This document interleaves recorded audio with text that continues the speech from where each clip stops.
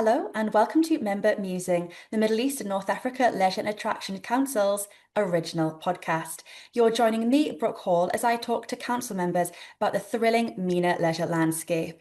In this podcast, I'll bring you engaging dialogues on the sector, as well as highlighting pioneering products, unique offerings, and the amazing accomplishments of Menalac members. I have with me on today's episode Jamil Malek, General Manager of BAAN Holding, one of Saudi Arabia's most prominent entertainment and hospitality companies. Jamil, it's lovely to have this opportunity to speak with you today. Thank you for being on Member Musing. Hi, Brock. Happy to be here sharing thoughts about the industry. Now, BAAN Holding, formerly known as Al Hocker Group, underwent a rebrand a year ago, but the company has been entertaining guests for 50 years with their family entertainment centres. BAAN now has 78 venues. Jamil, you can correct me, yes, if I'm wrong, across Saudi Arabia, the United Arab Emirates, and Egypt. And this is with well-loved brands such as Sparky's, Coco Melon, Playo City, Mission Play, and Extreme Trampoline Parks. Jamil, there's a lot for us to talk about today, but we'll get started straight away. And I'd love to hear about the past year. So we're a year into your rebrand as BAAN Holding. Can you tell me about any shifts that have occurred in your entertainment and attractions portfolio within the year, or just tell me about what's been going on from your perspective? Okay, so there are some other more brands that you did not mention, but it's also you mentioned the big ones. So the rebrand to BAAN Holding marked really a strategic shift for us. Not just the name. It unified our diverse entertainment, hospitality, and catering because we operate three sectors under one strong identity that focuses on building, innovating, and growth. So 2025 has really been a year of learning and adapting for us. We completely revisited our perception of entertainment and started remodeling our portfolio to better align with our guests' evolving needs and expectations. So our upcoming concepts will uplift our regular offerings by blending physical activities with traditional entertainment, creating an experiences that are more dynamic, engaging, and relevant to the new generation. So you and the guests will be seeing results for this transformation from the second half of 2026. So, of course, every company, whether it's in the leisure industry or a different industry, does need to take the time to kind of look at how it can change, improve, and better serve its guests.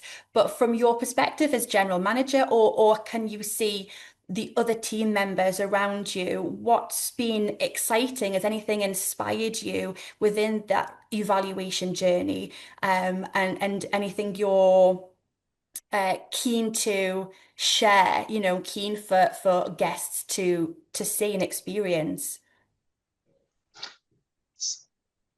We've been operating, as you said, for more than 50 years now, and the guest tastes and preferences change all the time. So we have to follow whatever the customer likes, and we have to adapt to what they want. And it's not always easy because the customer will never tell you what does he want. So you really have to guess, or you really have to use in order to understand what are their preferences. And this is effectively what we are doing right now. So we're trying really to just imagine a few years back, like all this technology, all the social media or whatever, they never existed. So people never knew that they had this need. So now this new need came up, and much more new needs came up along with it. And we're really reshifting.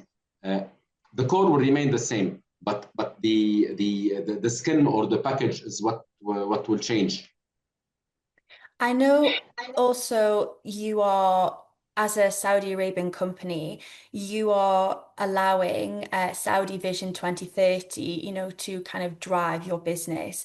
As we know, it's been talked about for years, and we are still 5 years off 2030. Oh, well, four. We're nearly Yeah, at the end of yes, 2025, about yes, four yes, to 2030.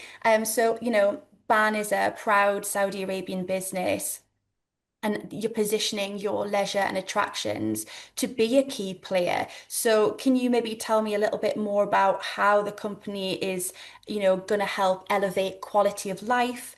That's one of the key terms in the Saudi Vision 2030, as well as creating those kind of creative world-class experiences. Obviously, we're talking about your locals, your Saudi locals, but also expats and also tourists as well. of course. Saudi Vision 2030 has been a tremendous catalyst for transformation. And BAAN Holding is truly aligned with its goal. Our mission is to contribute to the kingdom's, as you call it, quality of life program by offering world-class homegrown entertainment experiences that reflect Saudi culture while meeting the global standards. So, which is we are playing on our heritage and on the technology that comes from the world. So we're investing heavily in talent development, operational excellence, strategic partnership, either both locally and internationally. So parks and attractions become an integral part of social and tourism infrastructure. Ultimately, we see ourselves as enablers of joy.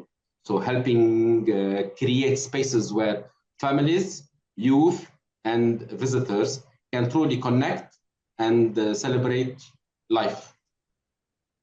Jamil, what are the preferences for the families or the teens and the younger generation do you see in not only your venues, but just, kind of in the Saudi Arabian leisure landscape? Is there anything in particular you've seen as a trend, kind of what teens are engaging with the most or what families are engaging with the most? In general, at BAN, what we do is that we like to say that we are in the FEC business, in the Family Entertainment Center business. So our focus is not only kids, it's the family as a whole. So in all the concepts that we have, we like to focus on the family element, which is an important element. You like to take your kids out for quality time, for where you enjoy time with them. Most of parents work during the week, so they like to take their kids in the afternoon to be with them, or to go to the during the weekend to be with them. So they really like to interact. So most of our attractions, I mean, are like a place where you can enjoy your time with your kids. So and it depends on the age of the kids. So we like to cater for all ages. So you've got, like, you talked of Cocomelon. Cocomelon is like for preschoolers. If you take Sparky's before Sparky's, if you take Snowy Forest, it will be a bit more like uh, preschoolers plus. If you go to Sparky's, you can go like from 8 or 7 up to 13. If you go to our bowling concept, you go like 13 plus. So like really we'd like to cater for all the members of the family, but the main focus that we focus on is a place where all the family members can play and enjoy. And this is a very important concept, within leisure. And I think from my own opinion of, being and working within the leisure and entertainment industry in the MENA region, but I can also see how it's the same on a global scale, how fast paced everywhere is nowadays. You've just said their parents are working. Um, Everyone is maybe a little bit more on the stressed side. So getting an opportunity, not the opportunity, but having a space and knowing it's a favorite venue to go to, as well as maybe trying, some new ones here and there. It's like having a family favorite restaurant, having a family favorite FEC, and going there and knowing what you're going to get, knowing your children are going to be safe, engaged, happy, learning some things as well. And also for the parents, yes, I'm sure they like to join in sometimes, but it might also be a chance for them to just relax in a different environment than their home or their workplace. So I can see how important particularly family entertainment centres are for the growing family market, but also just this very busy, fast-paced life that we've got. Agree. Totally So agree. we're talking about new concepts and ban shifting and looking to the future. We know that some of the trends that are coming up within the industry, the likes of immersive technology, gamification, and also data-driven personalization. You know, we were talking about guest preferences. We know they're shaping the industry. So, is BAN leveraging any of these various innovations to keep your experiences fresh and unforgettable? Innovation is truly at the heart of how we think and operate at BAN. We're integrating technology not just for the sake of being modern, but to genuinely enhance the guest journey. Across our upcoming projects, we're introducing layers of gamifying, digital engagement, data analytics, to better understand, we discussed this before, the behavior and how to personalize every visit. So every visit should be like specific. You should take a memory with every visit that you do for recommending games, managing wait time, and rewarding loyalty. So somebody who's a loyal customer, they have to be rewarded. That said, I'll say at the same time, we've learned that despite all the advancement in tech and innovation, the traditional attractions still hold their magic. You know, nothing beats the charm of a carousel ride or a soft play full of laughter or a good old bumper car experience or a roller coasters. You know, these timeless games continue to be the strongest revenue contributors, proving that while innovation drives us forward, nostalgia and simplicity still wins hearts. So it's like the true thing. I love that. You know, that there still is loved and enjoyed by, you know, the younger generation today. I think it's that physical aspect, and I know physical and active entertainment are becoming, you know, very popular. Not just because we're trying to get people off their phones, but you know, it clears the mind, doesn't it, as well? So, Jamil, is there anything in particular you love? So, if you were an 8-year-old, what ride or attraction or experience do you think little Jamil would love the most? You know, the thing about the traditional, I'm an old-fashioned player, let's say, or guest or whatever. I definitely will go to the traditional, you know, like skill games, carousel, roller coaster. You know, like the thrilling, the thrilling. I like video games and you know, VR and whatever, but I will do it like once, twice. That's it. But a carousel, you can do it every day. A bumper car, can you imagine you playing against your child, your kid, you know, like and hitting, bumping them with the car? No, that's the beauty of it, you know. Like again, we go back to the FEC, so it has to be a family-centric attraction. I used to love the carousel, and I think I would still love to go on one. I think I want a faster one nowadays. I think you know, a one that was a bit more appropriate for children. I think it'd be a bit too slow for me. I think I want a medium. I'm not a thrill ride type of person, but I think somewhere in the middle, and if it was a carousel and the idea that I was riding something, I think, yeah, I'm kind of looking for an adult entertainment center, but it has aspects of more childlike rides.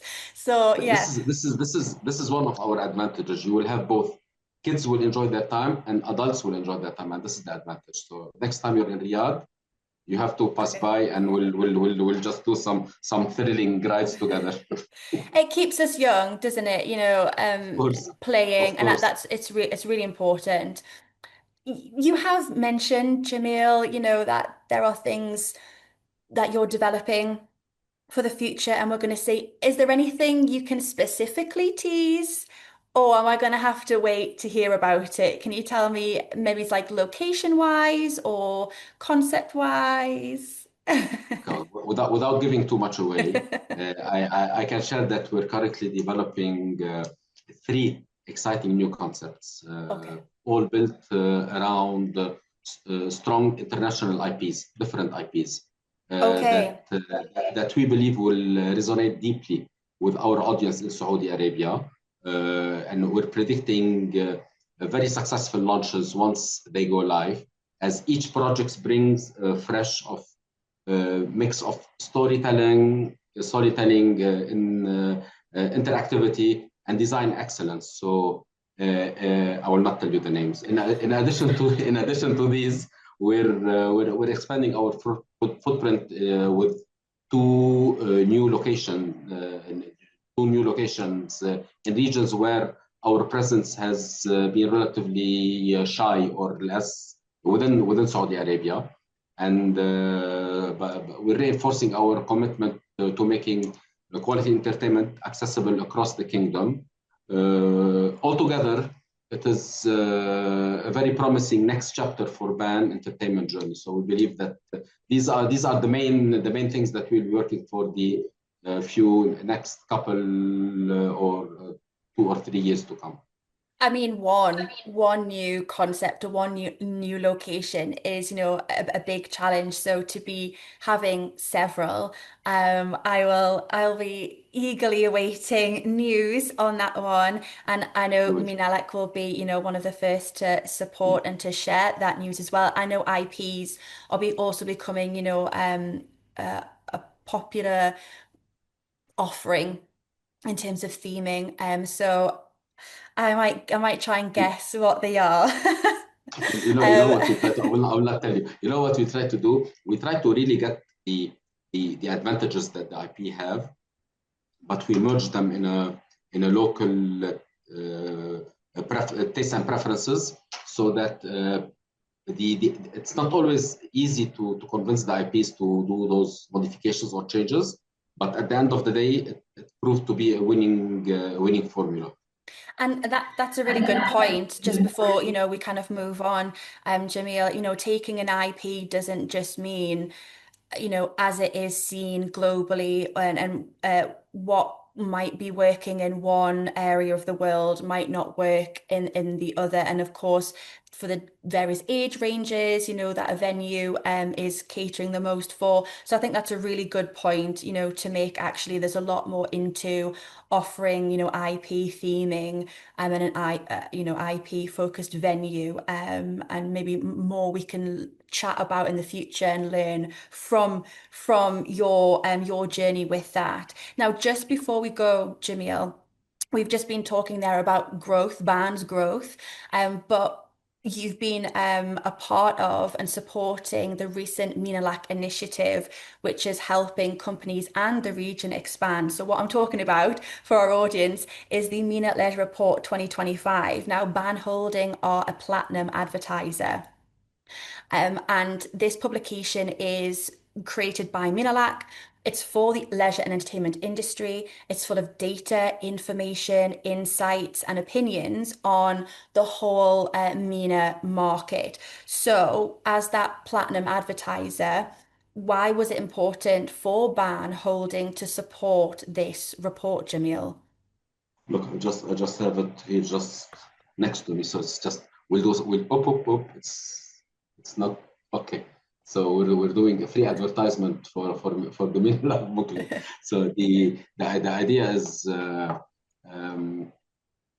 it's the industry, especially the industry in the region, lacks of insights. So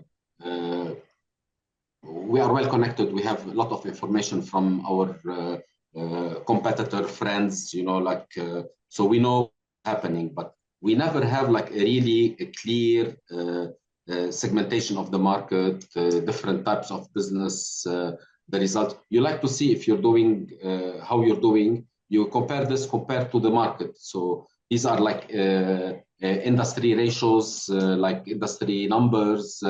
And we did help a lot ourselves. So we shared all, we were 100% transparent with the numbers and we shared the numbers and we hope that the others did the same. This is why we have like at our hand now a really strong tool that could help any person who is interested, who is old or new in the industry, who would like to enter the market. This tool is 100% the support for them and the guideline that will help them to take the proper decisions. And I love that, at every kind of operator I speak to, you do speak very positively about having competition. And you like having that competition. And you're kind of mentioning the MENA Leisure Operator Survey, which is within this report. And it's full of data, brand new data that's being collected from various MENA leisure and entertainment companies, including yourselves. And demonstrating, what it takes and what it looks like to run and operate a leisure facility in the region. But the report also digs really deep into countries like the UAE, Saudi Arabia. We haven't really touched on there's so much more we could say about leisure and the growth within the kingdom. But readers can find that within this book as well. And there's too much to talk about. You probably only skimmed the surface of the report that you're holding there, that print copy, Jamil. But we obviously, Menalac always appreciates BAAN support. This is not just the first initiative. You're always supporting our conferences, our award ceremony as well. And it was wonderful to see BAAN at the 2025 awards that were held in Saudi this year, and we'll be very excited to see you again at the 2026 Menalac Awards. Well, we are part of the founding members and we never miss any attraction. So we're there all the time. It's been a fabulous conversation, Jamil. I could talk to you a whole lot more, but we'll come back. We'll visit this conversation later in 2026, and we can maybe chat about your exciting new concepts. But for today, it's been a pleasure. Thank you for speaking Pleasure was all about ours. BAAN, and the leisure and entertainment industry. Thank you.